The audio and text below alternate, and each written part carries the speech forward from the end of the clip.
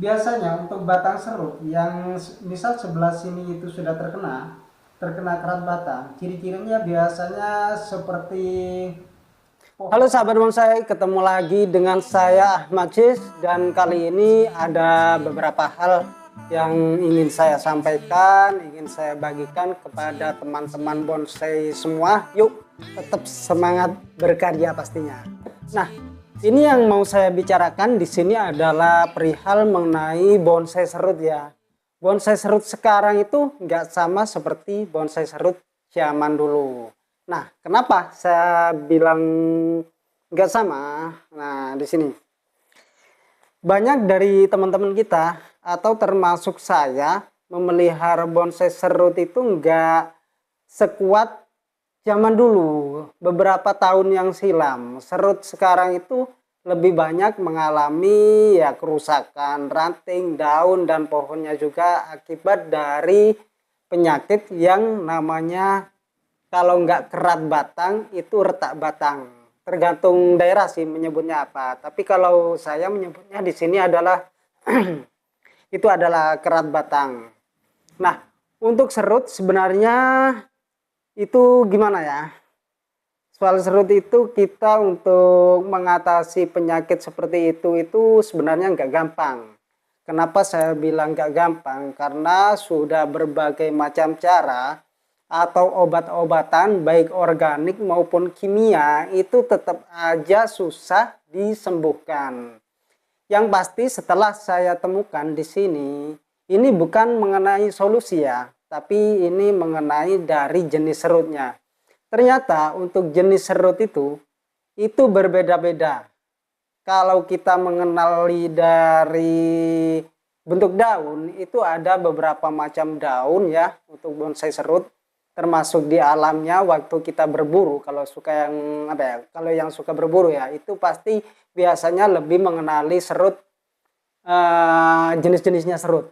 Nah, di sini untuk serut ya yang biasanya gampang penyakitan atau terserang penyakit itu bukan datang di saat kita punya bonsai serut sudah di pot, tapi melainkan bonsai itu sudah terserang penyakit alias bawaan dari alamnya. Nah, sekarang akan saya kupas tuntas di sini mengenai bonsai serut, kenapa seperti itu ya.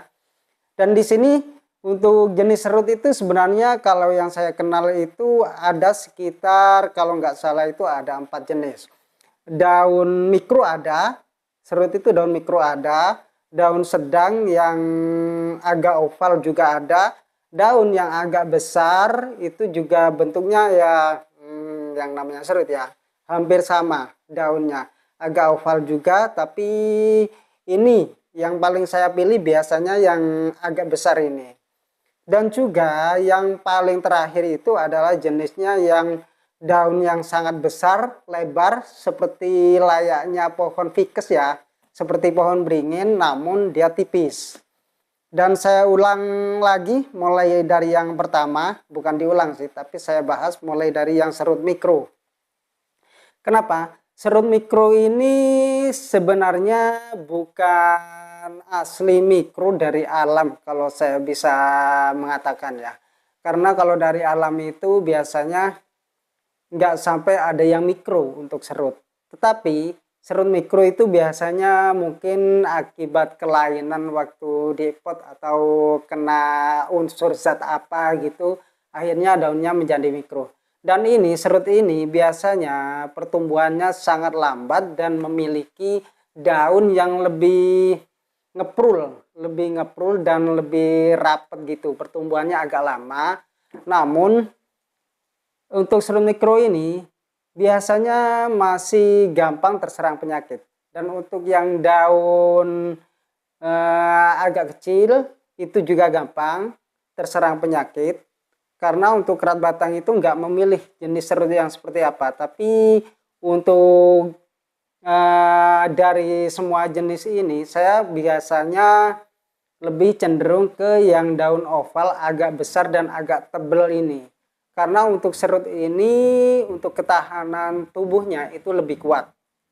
Dan untuk yang paling paling lama perawatannya, pertumbuhannya, serta penanganan penyakitnya itu lebih, pokoknya lebih rumit dan mudah sekali terserang penyakit itu yang daun lebar seperti baknya daun dari pohon beringin.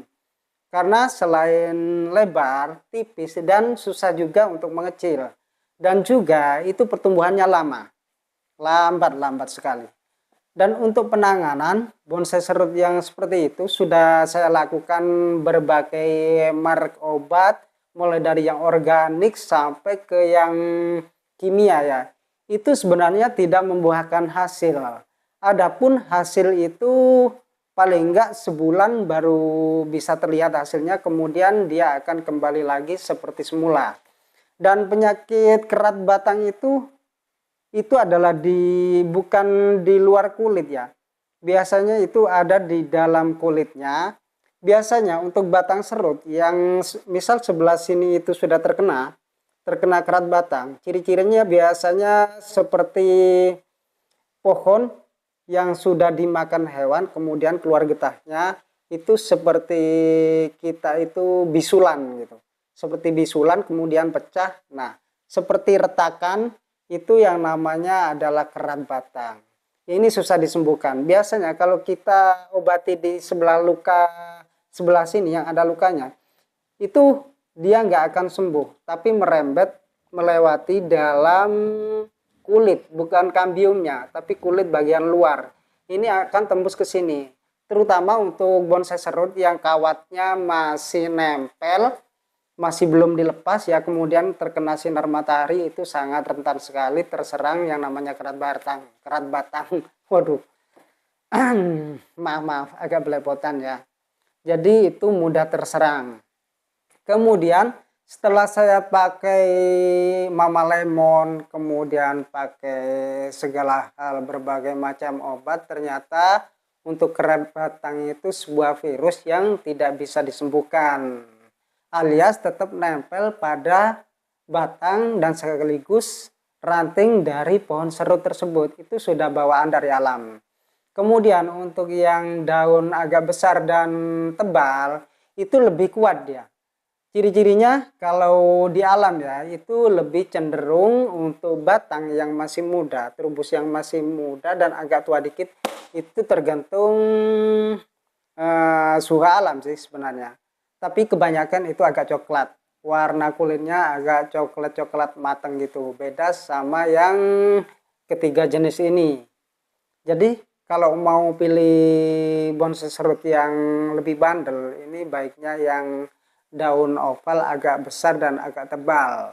Kemudian untuk yang nomor 4 tadi yang tipis seperti daun beringin, ini sangat-sangat gak rekom sekali untuk dipelihara karena lambat dan lama, super lama. Jadi untuk penanganannya itu sebenarnya nggak ada obat, kecuali serut itu dibakar mungkin ya, itu baru bisa sembuh. Karena kalau sudah masuk di dalam batang serut itu sudah nempel dan nggak bisa disembuhkan. Karena dia ada di dalam. Kemudian untuk batang, biasanya kalau sudah luka, batangnya sudah luka, itu dia akan melebar terus. Setelah kita sikat sama pestisida, ataupun Mama Lemon, ataupun pupuk organik dan kimia lain, itu pasti sembuh dalam cuma sekitar dalam 2 minggu dia tidak menyebar. Kemudian secara tidak kita perhatikan lagi, itu dia akan merembet ke lainnya. Secara otomatis dia akan menyebar dan tidak bisa disembuhkan. Nah, ini bedanya serut zaman dulu, zaman old dan zaman now, katanya anak muda zaman sekarang. Jadi sangat susah sekali. Untuk awal-awal saya masih ngebonsai ya, di 2013-14, itu serut itu masih sangat bandel dan tidak ada yang namanya tanda-tanda kena penyakit atau apa gitu, nggak separah zaman sekarang. Mungkin kalau boleh dibilang ini adalah sebagian dari pengaruh iklim juga. Kemudian dari segi alam sudah seperti ini ya, iklimnya yang jelas sekarang sudah berubah dan daya tahan tubuh serut juga berubah seperti kita juga. semakin tua semakin berkurang ya daya tahan tubuhnya, jadi mudah terserang penyakit. Dan untuk serut itu memang bawaan dari alam ya penyakitnya, jadi nggak bisa disembuhkan seperti pohon-pohon yang lain. Jadi banyak teman-teman di sini yang sudah mengeluh memelihara bonsai serut itu sangat banyak sekali, dan sampai momo yang bonsai serut, karena yaitu mudah penyakitan dan nggak bisa disembuhkan lagi. Kebanyakan itu sudah bukan mati ranting lagi, mati cabang, ataupun misalkan ada 2 kanopi, itu yang atas sudah mati, tinggal yang bawah aja. Jadi sangat sulit sekali untuk disembuhkan. Dan kesimpulannya di sini adalah untuk serut itu penyakitnya saya rasa belum ada untuk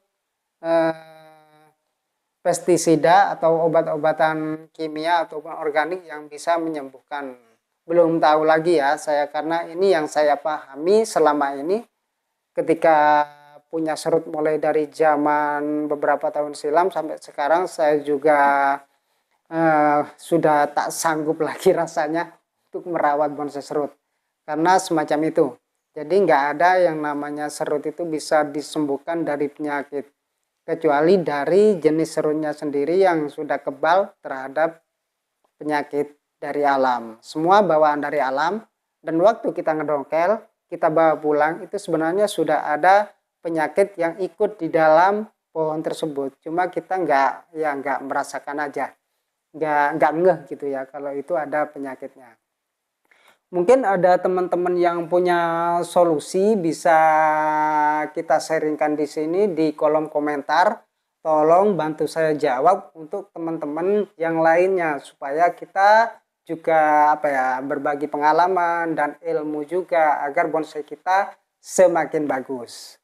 Dan saya rasa untuk ulasan bonsai serut yang saya bicarakan hari ini membawa manfaat untuk teman-teman ya, terutama teman-teman pemula yang belum tahu pastinya. Semoga saja teman-teman senior dan yang paham akan hal ini bisa membantu menjawab di kolom komentar, supaya teman-teman kita nggak bosen lagi untuk merawat bonsai serut. Oke, sahabat bonsai mania, salam satu jiwa dan tetap semangat berkarya.